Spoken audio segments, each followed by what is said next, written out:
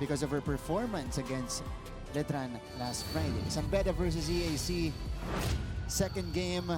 Happy 1st of March, mga kapuso. Maraming pong salamat sa inyong panonood via GTV. Again, EAC still winless, 0-10, and we start with a hit coming from Diana. So, in that first play pa lang, Prince, you can tell that the body language is different now for EAC, especially after what happened last Friday. And babalikan ko lang ulit yung palagi kong sinasabi. Beginning pa lang ng game na to, makikita mo yung demeanor ng team nila. Very active sila and lahat sila engaged in preparation. So makikita mo yung mindset nila na they came in this game ready to really compete. And EAC is currently the #1 blocking team with the #1 blocker right now, the rookie Ashley Toriado, shutting down Angel Habacon in her first attempt. So, sa mga nakakilala kay Angel Habacon, hindi naman basta-basta pumalo yan. Yeah, that's napakabigat yan pumalo, and to be able to block those kinds of attacks, hindi basta-basta yun. Yeah, precisely. Bachar flying in. Oof. Just a faulty take coming from EAC side. So Bachar will end up with a point. Coach Kirk Ong in his first year as head coach in the NCAA and in the collegiate scene. Coach Kung Fu Reyes, his first year with Beda, but not in the PH volleyball scene. You know, he's had many stops already. Wow, what a serve by Angel. Kaya lang naiangat ang EAC. Here comes Katubig. Perez with the pop-up. They send it over to Razonable, who was rejected. To the opposite side this time, cross-court.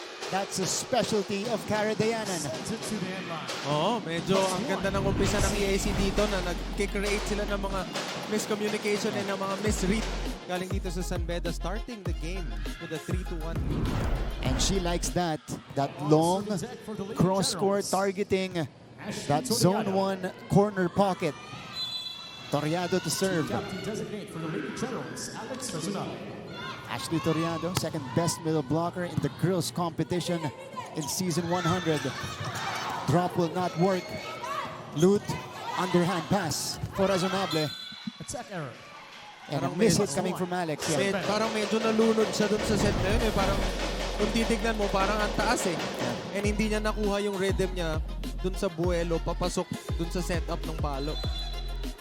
Si Razonable lagi yung pinupuntahan ng center ng EAC whenever they are in an out-of-system play. And here she is. Back-to-back attack errors from Alex. So still unable to get her rhythm here. Oh, and based also dun sa mga games na napanood ko, ang spot ni Razonable nandito sa side natin eh. Yung left side medyo nagsistruggle talaga siya dun sa side na yun. Maybe because medyo sa liwadin dahil right-handed siya and nandito sa opposite side. Ramos. Habacon was ready. Katubig puts it through. Through the hands, good. That's what she showed against LPU. Jill Katubig is very much capable of breaking through the blockers. And if there's something na pwede natin pag-usapan din dito, kung kanina yung EAC, they started really strong. Alam naman natin na ang tendency naman ng Beda is to, pick up the pace. Once they get going, they really do get going. And speaking of getting going, Cara Dayanan already with her second point. It's another cross-court hit from Dayanan that was slightly deflected, but ending up inside. Same zone. Yeah. Dayanan with a big serve, pick up by Angel. Again, net activity from EAC, bothering that Beda attempt. Coverage from behind by Perez. Razonable angles it, that bounce off the net. Bachar. Over to the other side, Katubig. That bounced off the net as well. Angel from the pipe. Loot to Marinel Ramos. Ball is still in play. Razonable. Two-handed push doesn't work. Back row hit. Slightly deflected. And Angel Habacon scores. Oh, pero prior to this score, makikita mo yung EAC ng mga players na nag-react sila after dun sa isang offense na nangyari sa Beda, saying na hindi nag-over. Oh, yung kanina, no? Oo. Yung attempt But ni again, Katubig. kung walang tawag kahit sa mga referees natin, baka hindi naman talaga, diba? Or, you know, discretion of EAC's coaching staff to challenge it in the middle of the play. In the middle of the Yun, play, yeah. kasi ititigil. Resonable with 3 straight attack errors. Or 3 attack errors here in the early moments. Out to serve. 64. Back row attack. Katubig had to slam the brakes before taking it. Ramos with a put down. She had a lot of those against Letran. Maringel Ramos. Maringel Ramos had 18 points against the Lady Knights, and it is because of her connection with her setters. Now up on the swimming deck, Alex Razunable. Although in that game, Prince, Dekili had a better connection with her. Siya yung parang, si Dekili yung parang nagbigay sa inyo ng comfortable na height na sets. Oh, tsaka nagbigay ng buhay last game. But again, siguro binibigyan lang din ni coach ng chance ulit itong si Lut na to redeem himself. Alam mo yun? And to get also his confidence dito sa game na to. Kasi alam ni coach na meron na siyang nakuha from the other setter last game. That's right. Juniega with the running attack. 7-5 lead for the Lady Red Spikers.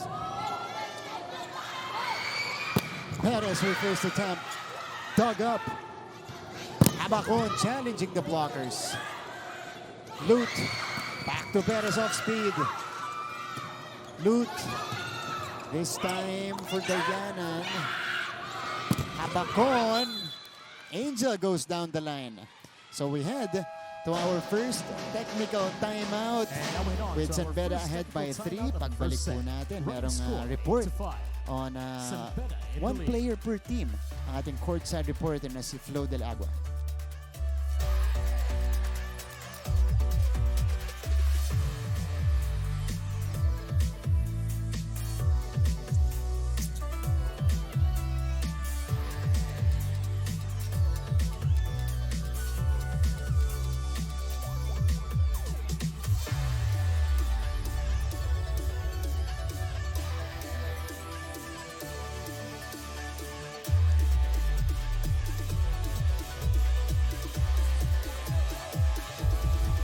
Back here at the San Andres Sports Complex. Happy Sunday, mga kapuso, as we continue to bring you NCAA Season 101 Women's Volleyball. And speaking of happy, mukhang ngayon din ang nararamdaman ng fans ng San Beda Lady Red Spikers as we are seeing Angel Habacon in her original form. Earlier, she told me that her ankle is already 100% healthy at dagdag niya pa sa akin kung meron daw napatunayan ang kanyang team last game. Using her own words, it is that San Beda is not all about Angel. Sa kabilang panig para sa EAC, Alex Razunable, their veteran, is finally present now against San Beda after missing this same match during round 1. Kaya kwento niya sa akin, habang nanonood ako before, ang dami kong what ifs. Pero ngayon na makakalaro na ako, kahit na kinakapa ko pa ang aking health, I still claim that we have a better chance now. Gentlemen.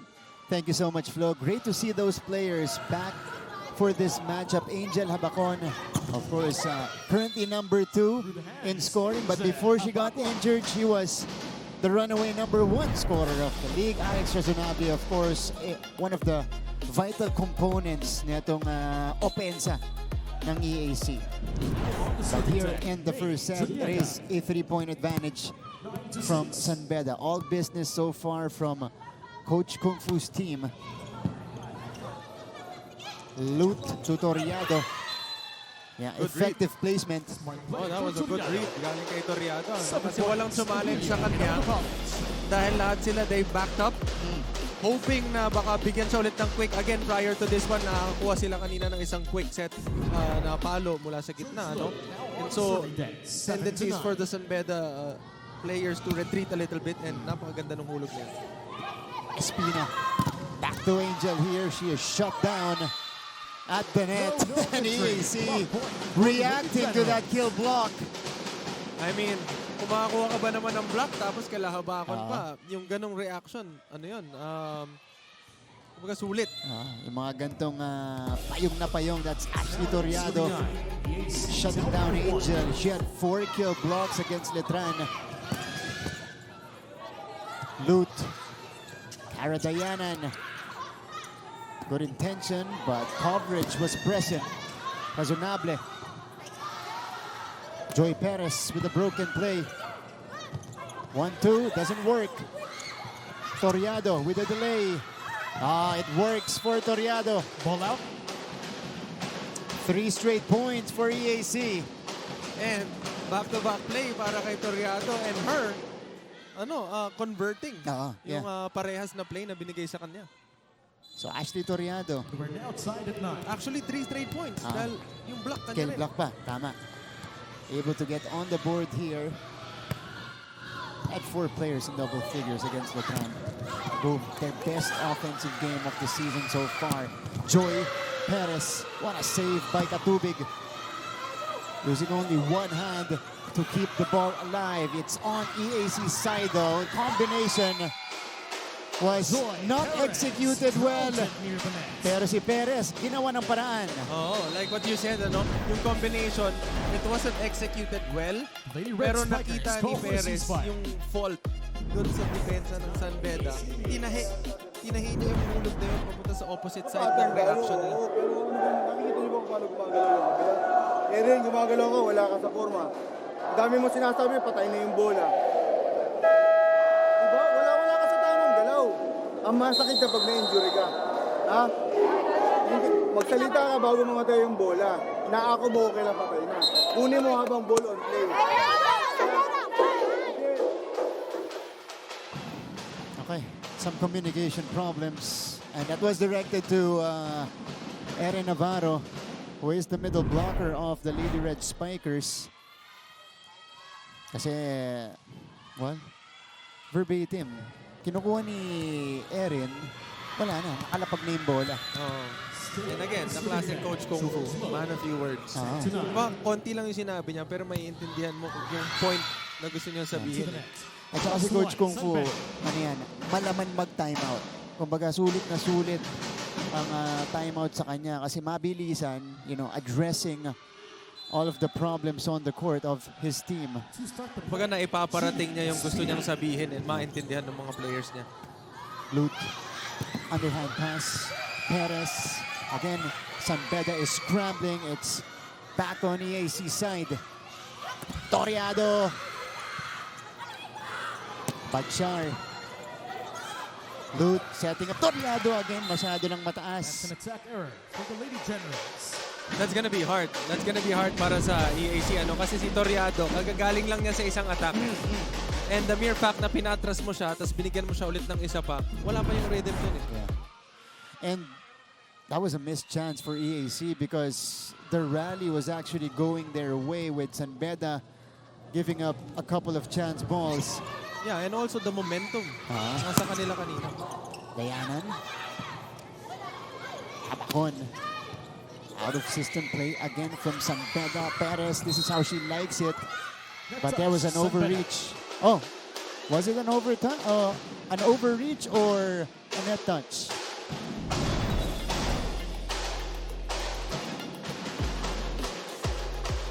Okay. So net touch on Bachar.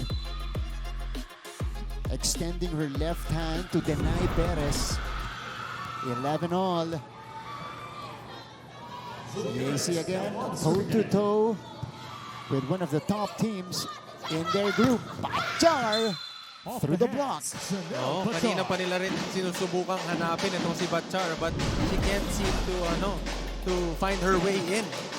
And so far ngayon, nakakuha siya ng isang magandang setup. Nakakuha ng puntos para maka-convert. Limitado pa yung attempts ni Bachar dito sa first set. Jump serve from Angel. Dayanan, Angel setting up perfectly for that dig. And that's a point. With the hands. From Chil Katubig. I mean, if you're San Beda, you have Katubig, you have Habakon in the back, and then you have Bachar on the other side, Navarro in front. Ipili ka na kung kanino mo ilalagay yung bola. And lahat yan, makakasahan mo. Tested na rin naman sila. multiple weapons for Espina to choose from. Although Service went out. that's high risk, high reward, or no reward rather for Angel Habacon as she attempted that jump serve.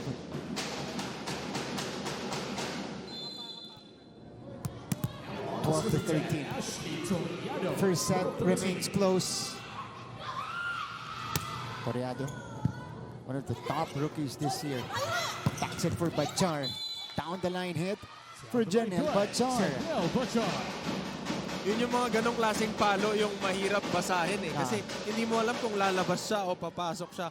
Hindi naman siya ganong kataas. Hindi rin naman ganong kababa yung palo. Sakto lang dun sa Ellen buhay. Navarro to serve.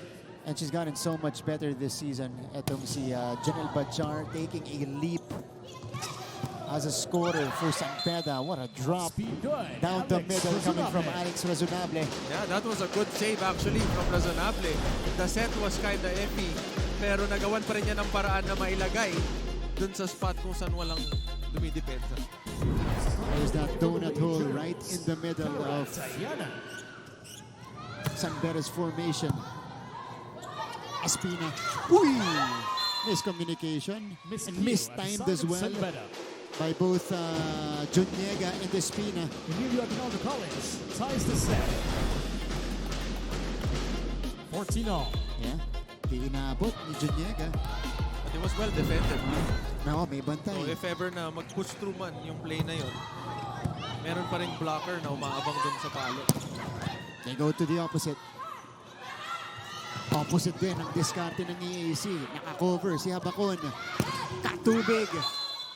That cross court is in. Oo, There was a pumasok check. pa. Yeah. San Beda University carries the point. Substitution for San Beda University. So they call Number the check 8, ball. Molina for number Hold on, 3. there's a double substitution for Number 15, Hiponia. For Coach number Kung 9, Fu Janelle Molina. Bachar.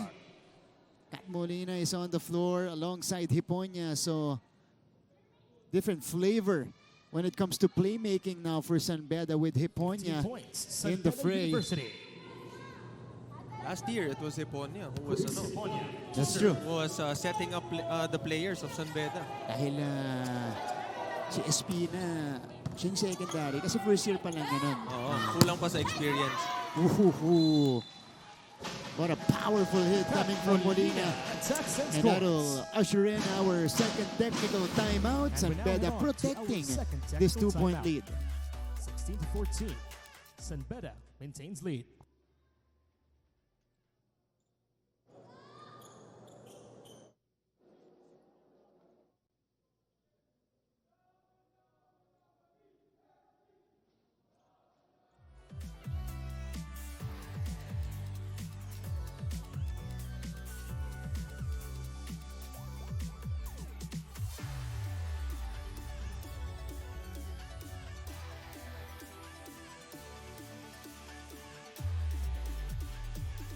Balik sa ating laban, NCAA Season 101 on GTV on a Sunday. Marami pong salamat sa inyong panonood. Mahanap nyo rin kami on the small screens. NCAA Philippines Online, GMA Sports PH, EAC players in attendance, EAC supporters, San Beda supporters as well. Nandito rin, even the kids are here enjoying some volleyball. Speaking of supporters, Oh, may mga sino yan? kaibigan tayong nanonood. Sino yan? Sila Coach Yuri. Serving 14. Coach Coach Yuri Yuri of San Beda. Si Ate Aish, Kuya Jadar. Yan. Binabati namin kayo. Coach Yuri, now a two-time NCAA men's basketball champion as a head coach. Oo, and again, napaka-humble pa rin. Iba. Napaka-humble pa rin. Diba? Ganun pa rin si Coach Yuri. Meantime, back to the action here. Here's the back row hit by Habacon. Pancake save. Angel Habacon And attacks from the Habacon pipe.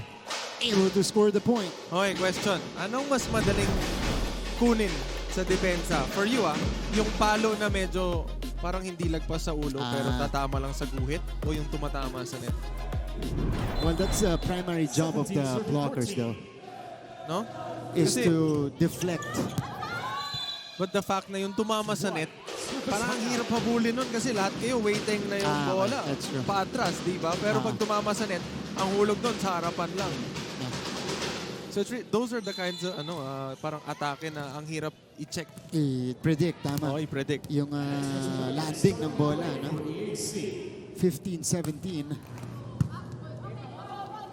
Ipona continues to be the setter here for the Lady Red Spikers. Perez, again. San Beda's floor defense has been top-notch. That's good placement. Drop is good for Molina. From Kat Molina. Oo, nabasa niya na si Perez yung umatake and then at the same time si Ramos nasa gitna looking for that block. Substitution for the Lady Generals. After umatake ni Perez, pares silang malapit sa net. Naihulog lang. But we have to credit half of that point to Angel Habacon, who has been cleaning the floor on that zone 5-6-1 area. To start the play. Kanina pa siya nakakover dyan. Dequilia. Perez, a lot of power. That was dug up. Molina, speaking of power, pounds it down again. Oo, sabi, kung power lang naman ang usapan, meron din naman kami niyan. Alam mo, for a time, it's hard to believe that Kat Molina transitioned to becoming a setter. Now she's back as a spiker. Why not? You know, she's powerful like this. Ano ba hinihintay ka na mo? Batayin mo na ito. Bayaan mo na si Marin nandito, si Lucky dito. Wala tayong opensa, hindi tayo nakakapag-comply sa kanila. Pinasok kita, walang pasa. Bigyan natin ng isang pasa, one stop. Kaya natin.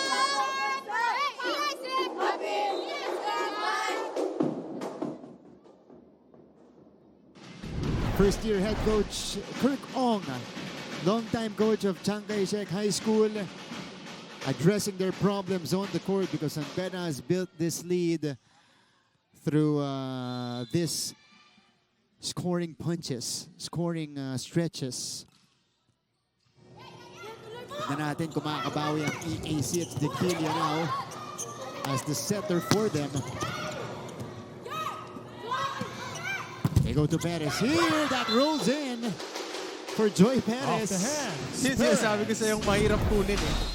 May dalawa ang blocker sa harap, pero gagapang yung bola sa net. Number 9, Botonal. For number 10. Depende sa sitwasyon. But I like what I'm seeing, kapapasok nito ni Dequilia, dalawang beses niya nang hinanap si Perez agad dun sa side kung saan yung strong side niya. Yeah. So maybe different looks again. Different looks para sa EAC. Different setter from coach. This is an over-reception. Quick attack from Toriado. Quick attack, Toriado. See, that's now Dequilia. That's what we saw against Letran. Better passes to her middles. Yan yung nagbigay ng buhay sa kanila. Ashley Toriado, this is a rookie, but she is unfazed. Oo, she's giving out auras. Juniega. Muntik hindi abutan. Angel will take flight. And Habacon scores. EAC having a hard time reading Habacon's hits. For San Beda University, number 5 Castillo. For number 13, Castillo coming Juniega. in. For San Beda, Juniega upo muna. So a 20-17 lead for the Lady Red Spikers. Closeout time for them here in the first set. 20-17. Bodonal with a pickup. Toriado is rejected. 1-2 play. Ginawa niya yun. Dami ko naalala against Letran. Ginawa niya rin yun dun. But San Beda was able to respond. Actually, pati ako, Marks, na fake ako eh. I was assuming for a back set papunta dito sa kabila. Pero pahulog pala. Pahulog pala. Alanganin eh. Hindi kayo nagsasalita. Ang dami na naman nating errors. Ang dami nating pagkakataon na hindi natin nagagawa. Come on. No? 1, 2, palo. Tapos kagad, di ba? Ganun lang kabilis. Huwag na natin pahirapan.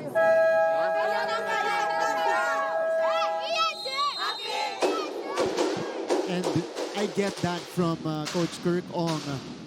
Feels like EAC is experimenting a lot on the court here in this first set. Na pwedeng pumunta na lang sila dun sa usually nila na ine-execute o pinractice sa training. And to be fair, napakaganda nung sinabi ni Coach doon. No? Parang keep it simple, di ba? Angat nyo, i-set up mo, paluin mo. And then abang sa depensa ulit. Ganun lang naman kadali eh. But it's easier said than done. Again, kung meron kang kalaban na para kaparehas nitong San Beda, na alam natin na very aggressive when it comes to attacking yung mga depensa nila. It's really hard. San Beda is 8-2, number 2 in Group B. Nice pickup. Oh! Ang lutong ulit ng palo ni Molina. This is gonna be a free ball for the Lady Red Spikers. Back to Molina they go.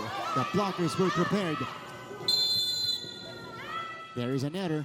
There's a challenge on the call. Oh, no. There's a challenge. Oh, net touch. Ang bilis ni Coach eh. Oh, nakita niya na agad eh kasi nag-react lahat eh. So, net touch yan yung sinasabi mo na pwede nilang i-challenge mid kalagitnaan. Kalagitnaan ng rally. Pag nakita mo na, kasi kung hindi na ipito yun, manghihina, lalo pag hindi pa nila napuntos yun, manghihinayan sila. Dikit yung laban, 21-18. Yeah. So, if they get this point, 19 na yan. That's right. So, this is a crucial point and a crucial challenge handed in by EAC. Natin. Again, riding high from that, even though that was a loss, might have felt like a win for them. Oh, yeah. Against Letran, who was previously and still undefeated. Oh. Sa mga hindi nakakaalam, yung Letran, wala pa silang talo. And EAC have yet to get a win. Pero imagine mo yung binigay mo sa kanilang kaba, nervyos. Nung time na umabot ng 5 sets, nakamuntik pa nilang makuha. Was there a touch on this dig? I think there was. Yep. That was clear from that replay. 2 remaining challenges in this set. EAC will get the point and cut the lead down to 2. Okay, kailangan nila yung point na yun. I mean, 21-19. They're getting closer dun sa closing ng ating first set. Siyempre, I mean, lahat ng point na pwede mong makuha, kunin mo na. 21-19. Defilia Tutoriado. Tip is denied by Navarro. They go to Diana from the opposite side, and it is off the block and out. Off the hand. So EAC pulls to within a point. Timeout, Coach Kung Fu.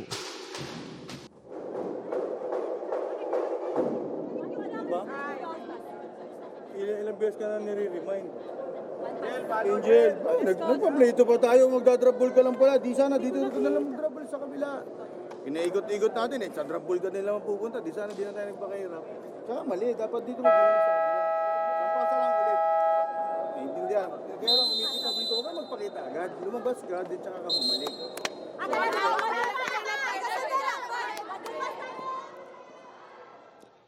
That is Coach Kung Fu Reyes calling a timeout dahil bumaba na ang kanilang abante sa isa dito in the most crucial stretch of the first set. Still at the serving deck, May So, Diquilia, 20-21. Dequilia stabilizing EAC's offense. Faulty pickup on the first ball. And the off-speed goes out. So, tambla tayo dito. That was a good serve. Yeah. That was a good serve. EAC has equalized At 21. this match off a 4-0 run. Oo, and again, nasa kanila yung momentum. And if you're gonna look at her serving, she's taking her time. Yeah. She's taking her time and, singling her thoughts. Naitawid lang muna yung bola kasi dikit eh.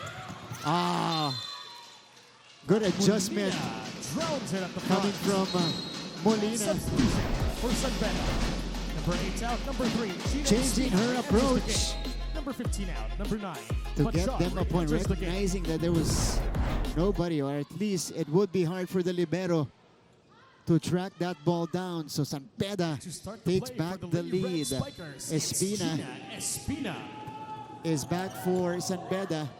Dequilia, Toriado. Byong to Bachar.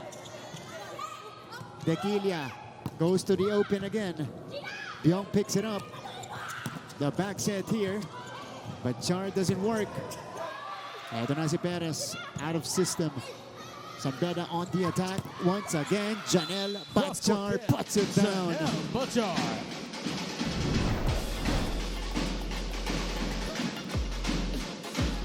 Bachar, again, you can't give San Beda these chances because once they get their game going and they execute well, they're very hard to stop, especially their attackers.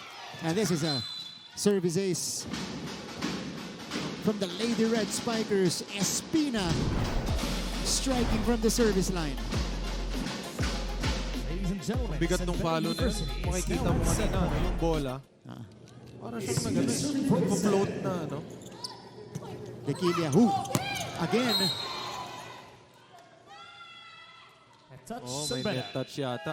Oh.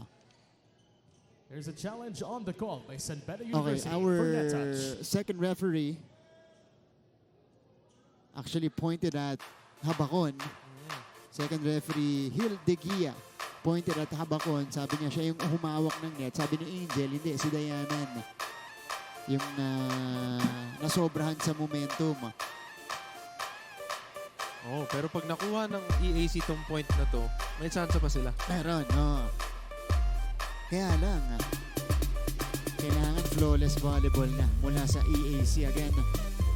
Because San Beda is now at set point. Let's see if there was a touch on this hit by Habakon. Because this would be the initial net touch. Oy! Meron nga, meron. Sumabit. Natawa rin si Upon Angel. review, there is a net touch. The challenge of the Lady Red Spikers is alam na niya. unsuccessful. Alam They na have niya. one more remaining challenge in Pero this parang set. parehas silang nakatouch eh. Di ba? Yeah. Pero siya kasi yung tinawagan ng referee eh. And challenge nila yung kay Angel, hindi naman yung kay Dayanan. So they still have a chance. And again, flawless volleyball. 22 serving 24. 22, serving 24. Joy Perez on deck to serve. We'll see. Kinuha ni Katubig. That's it for Bachar. She is rejected. Angel will rise from the other side. Still popped up. That's too tight. Dequilia to Dayanan. Rejected. Back to Cara they go. Easy up for Espina. Bachar puts it away. Bachar off the hands of And Perez. allowing San Beda to pocket the first set. She has been the most consistent scorer from the Lady Red Spikers in the first frame. San Beda takes a 1-set lead in the match.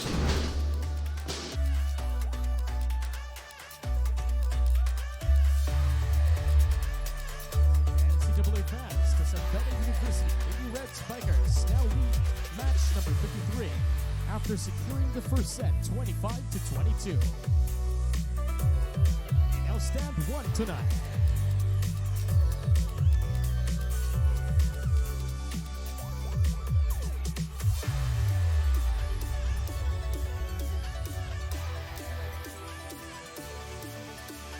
Mas mataas yung percentage na makapag-convert. Even Molina, you know, when she Molina, entered after the double sub, automatic at instant point ang kanyang ibinigay kay Coach Kung Fu. Katubig. Katubig as well, yeah. Mariel Dequilia 25-22. will start as the setter here for EAC. She replaced George Lute midway through the first.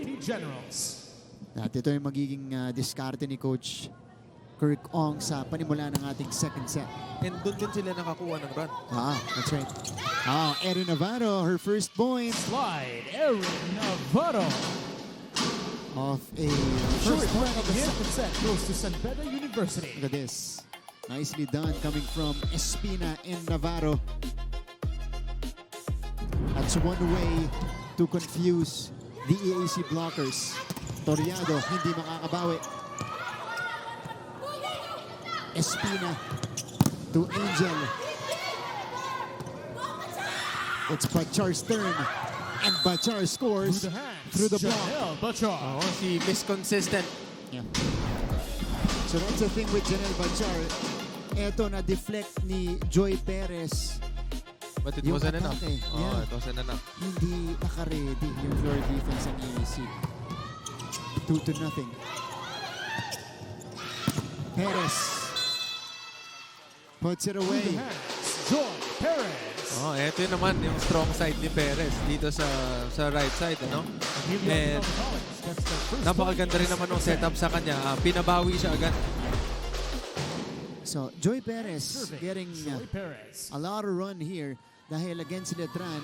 She struggled in the first set, forcing Coach Kurt to insert Angelica Pasaon. Rookie from Davao as Bachar flies in for the kill again. Powerball, Janelle Bachar.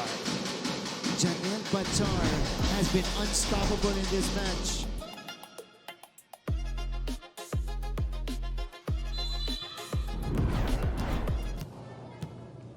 That's her 7th point of the match. Talking about Bachar. Angel with a sharp jump serve. Razonable. De Andres with the underhand pass. Popped up by Espina. Bachar tries again. And she has been, again, automatic. Oo, kumbaga, gusto nyo kumuha ng point, bigay mo muna kay Bachar. 3 out of 4, I think, na point na itong San Beda galing sa kanya. So ito rin sinasabi ko kanina, si Angelica Pasaol. Pumasok na sa ating laban, pinalitan si Alex Razonable. The middles have been blocked here for EAC, but Caribbean converts from the opposite side. Oh, and ito yung kailangan din ng EAC, ano, to stop muna yung bleeding and converting dito sa point na to. Kasi like what you said kanina, ang San Beda, once they get going, tuloy-tuloy na yan. And yun ang kailangan, i-stop mo talaga yung momentum ng San Beda para makabawi. Especially Janelle Bachar. Katubig. It bounced off the blockers. Katubig connects. It's now a 3-point advantage for the girls in white. Oh, naunahan niya yung blockers. Bago pa yung mga blockers makapag-set up ng block, paangat pa lang, napalo na. First attempt ni Pasaon. Good reaction from Katubig. Bachar off speed. Ramos was there. Katubig will try again. And here comes Pasaon. Yeah. Masyadong buka yung set that time around, so she had to adjust. And unfortunately, hindi niya nakakuha yung point na yun. So the spikers of the Lady Generals struggling in this match. The lead is now 4. Ramos sending it back, kept alive by Perez. And Cara Dayanan connects. Cara Dayanan down the line. She has been their most effective scorer, Prince. Ito si Cara Dayanan. Oo, kasi kung titignan mo yung mga types of attacks na binibigay sa kanya, binabasa niya kung nasan yung mga kamay ng blockers eh. Hindi niya basta-bastang pinapalo lang yung bola. Kumbaga, like what happened earlier, dun sa score na nakuha nila, no? Pinadaan niya sa labas ng kamay yung palo. Kahit manipis yung angulo. Pero nagawa ng paraan ni Diana. This is an off-the-block hit from Pasaol. Connecting on her first point. 4-6. Again, EAC just staying there, staying steady. Here's the quick from Junyega. Or it's Ramos rather. Ooh! Oh, a deception play by Dequilia. Same play. Same play kanina. Pati ako nagulat. Again, she likes these kinds of 1-2 plays. Unorthodox. What a play. Yeah. Oh, that was a good read. Great read. At ano kumpiyansa siyang gawin yan. Ibig sabihin, sanay siya. My usual na yan. Bachar flies in for the kill. Another point for Bachar. Pangklase, Janelle Bachar. Lethal today. And she makes it look easy. Serving for Beda. Pero ngayon magagaling na siya mula sa likod. Pasaol. Red. Back to Angelica here. Popped up. Tubig will try. Pasaol. Ramos is shut down by Beda. Perfectly read by Beda's blockers as they zoom to a 3-point lead. When we return, we'll hear from our courtside reporter, Flo Del Agua.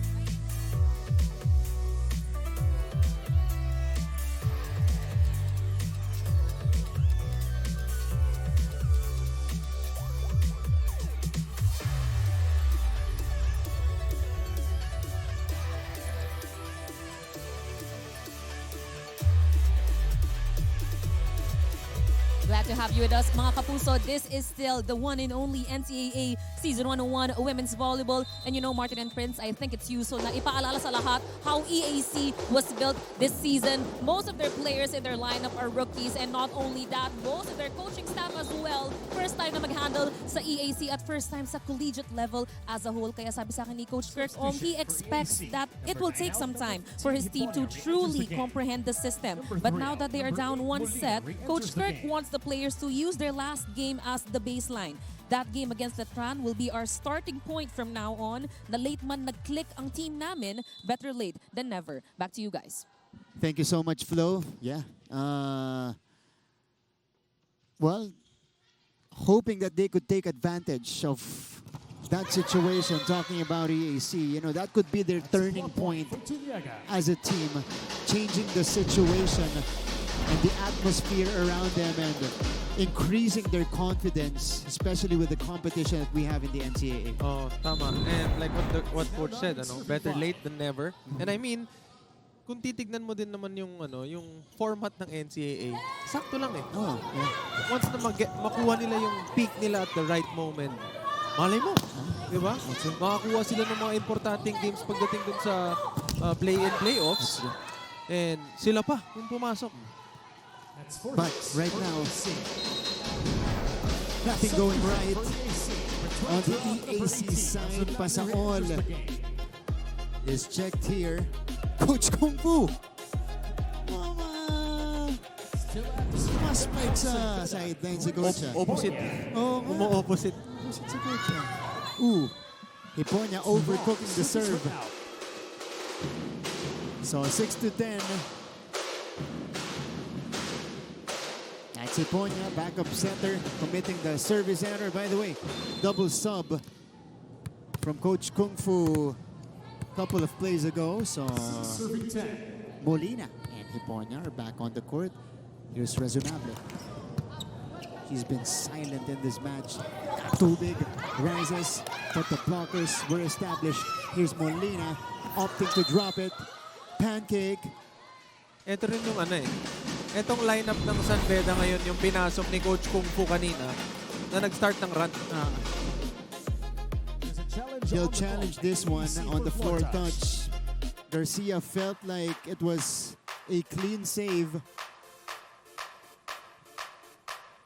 From my vantage point here, looked good. So we'll see. 6-10 lead. So if ever this goes EAC's way, this will just be a replay of the point. Tingnan natin. Here's the dive by Garcia. Oh, wow. It was perfectly, Ooh! Upon review, there is Yep. no tama. Good challenge. Good challenge. Is successful. We have 2 more remaining challenge in this set. The point will be replayed. Challenge successful for EAC. Replay of that point. mapipigilan nila yung paglobo ng lamang ng San Beda. That's right. Alex Razonable. Strutting to the service line. 6 serving 10.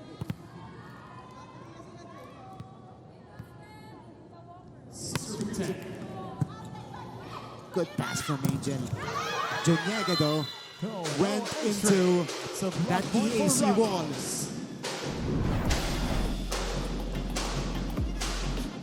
It's been very hard for Jonyega today to get through those EAC blockers. Wala pa si si Toriado. Yeah. Tama ka, si Dequilla, Ramos at Perez ang frontline ngayon ng Lady Generals. Katubig, changing her approach. Ramos. Molina gives up the ball. Ramos flies in, not her usual shot. Molina tries, yun. Kargado. Sigurado mula kay Kat Molina. And Molina has been effective since set number 1. And every time na pumapasok siya, yung mga plays na nirarun para sa kanya, naku-convert niya. Ang bigat ng mga palo nito ni Kat Molina. You know, that's another player who has improved immensely in terms of her attacking efficiency. As Katubig connects on the service ace. Jill Katubig. Miscom between De Andres and Razonable. 5-point advantage. Chance for San Beda. Hiponya. Combination. Too strong for Molina. Too strong for Molina.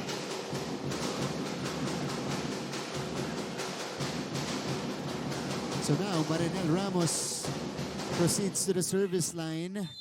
Ashley Toriado is back in front for the red shirts. Now on the serving deck, Marinel Ramos, 8-12. Oh, difficult first ball. Tequila for Perez, cross court. Abacon goes back to San Beda's side. Back to Angel. And Habacon scores off the ball. So it's now a 13-8 lead for San Beda. 13 points, San Beda University. Kita mo kung paano niya pinayo yung bola. Yung angle ng kamay niya, hindi square dun sa bola. Para magkaroon ng konting spin, papunta dun sa check palabas. To the net, +1, Emilio Aguinaldo College. Ito yung dapat nilang iwasan. Kung gusto nilang makuha agad ng as early as 3 sets itong game na to, yung mga errors nila ang dapat nila bawasan. Kasi hindi makatuloy-tuloy. Oo, kasi yung momentum nila na dapat nagpo-push sa kanila para lumaki pa yung lamang. Bumababa, binibigyan pa nila ng chance itong EAC. That's right. Tequila starts it up. Hiponya. Back to Molina. That's a double sub of Coach Kung Fu connecting. Perez. Hiponya. Navarro. Ball is still in play. Dayanan. Katubig was there. Ito ulit si Angel Habacon. Pero bumalik sa kanila. Hiponya over to the opposite. Molina kept alive. This is still going. But 4 touches already. So Kat Molina serving her purpose well off the bench. Ang tawag nila dyan, magic bunot.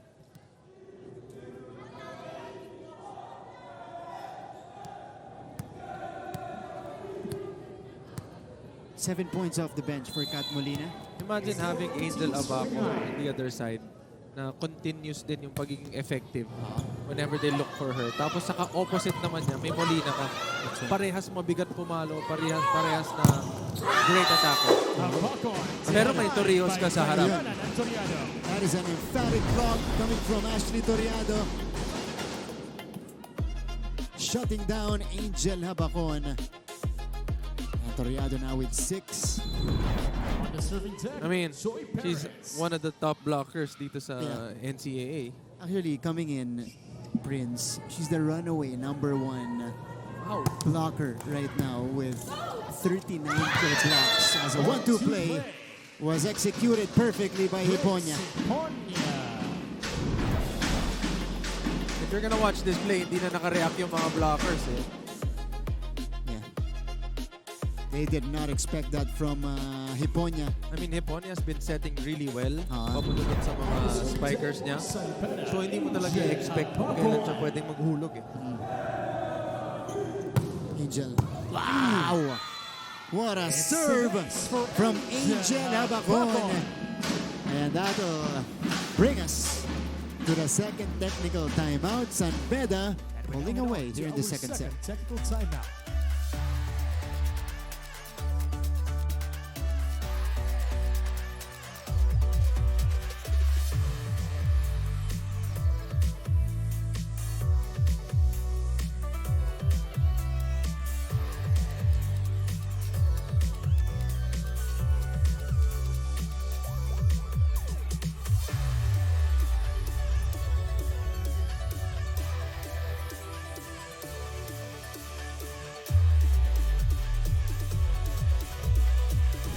We continue our coverage of NCAA Season 101. And we're coming on the heels of this Angel Habacon serve. Wow.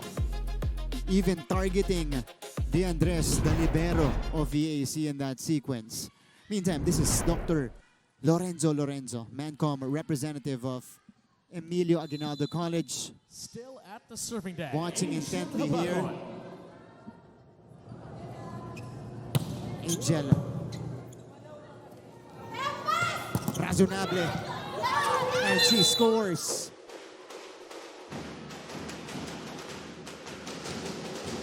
Pero again, yung libero pa rin ang target niya. That's right.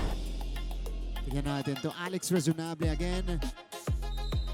She has been very quiet in this match. This could get her going. 5 out. Number 9, Erica Budonal 11 to re-enters the game. 16. Erica Budonal coming in to serve. And si Budonal. And serving for the Lady Generals, Erica Pag Budonal. nagta-timeout si Coach Kirk against Letran, umaaura sa likod. Oh, nagpo-provide ng extra energy. Yeah, tama. At marunong mag-project sa camera. Meantime, this is good exchange for both teams. Razonable is checked already, so they go to Diana on the other side. And again, she has been money on her cross-court hits. And yan yung mga type ng offense na nagiging effective para sa kanila. Ano? Yung mga cross-court na mga atake nila, yung kinukuha nila in one side, pero sa kabila nila dinadala yung bola. Doon sila mas nagiging effective. That's right. 7 points already for Cara Dayanan. Tubig. Oof. Kinuha ni Budonal. Looked like it was Going headed out. Oh. Hype attack. Razonable. Angel with the coverage. Tubig. Buhay pa. Long rally alert. But Budonal or Dayanan unable to get to it in time to take the ball to the other side. So, San Beda wins that rally. That's what's frustrating for EAC. Tagal nyo tinrabaho, no? Tapos ganun yung ending. But again, you have to give props also to San Beda. Oh, yeah. Set 1 and set number 2. Makikita mo sila kung paano nila kinukuha yung mga atake ng EAC. Ano? Yung mga cross-court, nahirapan silang basahin. Pero yung mga direct na atake ng EAC, kinukuha talaga nila. Especially, special mention siyempre si Habacon. Kanina pa niya kinukuha yung mga napakagandang mga digs niya. That's true. Kailangan natin ng pasa. Wala tayong pasa. Maganda bola, puntahan natin yung Huwag mo sunod iba na execute. yung bola mo sa blocker. Inahabang mo sa blocker, gigil-gigil ka hanggang ngayon. Diretso mo, lahat nga, long spike tayo lahat. Huwag mo idikit sa net, tinatawid mo. Kaya nga niya pumalo ng pipe eh. Yung pa kayang, malayo. Pasa mo tayo, kahit di pa. Tayo. Coach Kirk naghahanap ng magagandang pasa mula dito sa EAC because, you know, it's twice as hard now to score nung nawala yung kanilang first ball at yung kanilang depensa sa sahig. But this is not the perfect pass. Yeah, that's the opposite of what Coach Kirk wanted. Oo, pasasabi lang ni Coach na huwag mo ilapit yung bola sa net kasi yung blockers ng San Beda ready palagi. But the very first possession, after that timeout, malapit agad sa net yung nakuha nila. And again, a faulty first pass. That's an illegal attack at the side of the Lady Generals. EAC is falling apart. And they just couldn't get the first ball right. 20 points. Tequila tried to reach for the ball. Here's a tip over by Ramos. Si Abaco na nag-set up kay Katubig. Razonable. The blockers were already there. It's a kill block for San Beda for a 9-point lead. Oh, and yan yung ni-note ni Coach kanina eh. Yung blockers ng San Beda. Huwag mong dalhin yung bola papunta sa blockers. Puro long yung attacks natin. Papuntahin nyo dapat sa likod. Kasi dun kumbaga trabahuhin nila yung atake natin. Nakunin nila galing sa likod. Tsaka dun sila nakakapuntos kanina. Karadayanan. And you heard it from the impact. Medyo malakas lang. Going under the ball. So medyo lumobo yung atake. Let's see though if there was a check. 22-12 is our tally. San Beda running away with it here in the second set. And this is quite a statement from the Lady Red Spikers. Kasi EAC, mataas ang momentum, grabe ang kumpiyansa, ginulat ang letran. Pero San Beda showing wala. Parang wala. that they're just as dominant. Yeah, no check ball, no block touch. Oh, fini-freeze lang. Fini-freeze lang to stop the momentum ng San Beda. I mean, they're up by 10. And EAC right now, medyo struggling.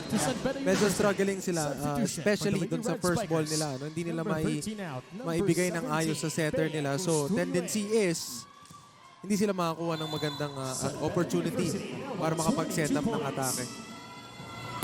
New player on the court for the Lady Red Spikers. Custodio is in. And it is now snowballing for EAC. Ramos with the attack error. 23-12. San Beda making quick work here in the second. O'Donnell with a pop-up. Razonable. Angel again. She has been their ace defender in this match, and we rarely say that because we always say she's their ace scorer. Katubig sends it to the other side. Back to back. Attacks and scores. Set point now for San Beda, Jim Katubig. With consecutive points here. Another timeout burned by Coach Kirk. Wala talagang basa. Anong ginagawa mo ikaw? Gawang bigyan nyo ng basa. Kahit sinong setter ilagay natin, hindi makakapag-penetrate, makakabigay ng maayos yan. Kasi wala kang basa. Sabi tayo, basa. Kapit tayo, kapit. Wala pa yan.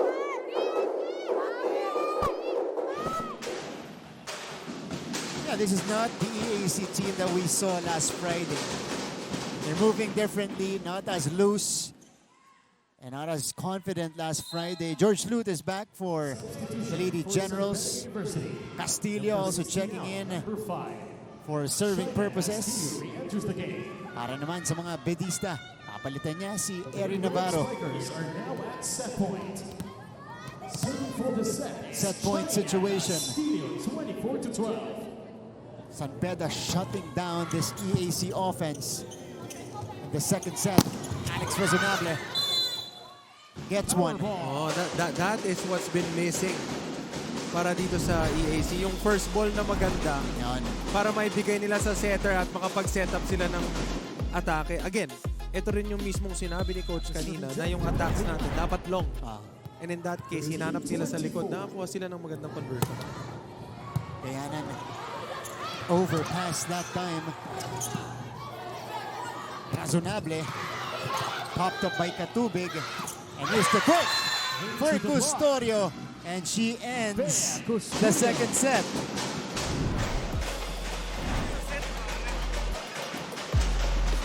Nicely done by Hiponia, giving confidence to one of her rookies. Etong si Beatriz Custodio.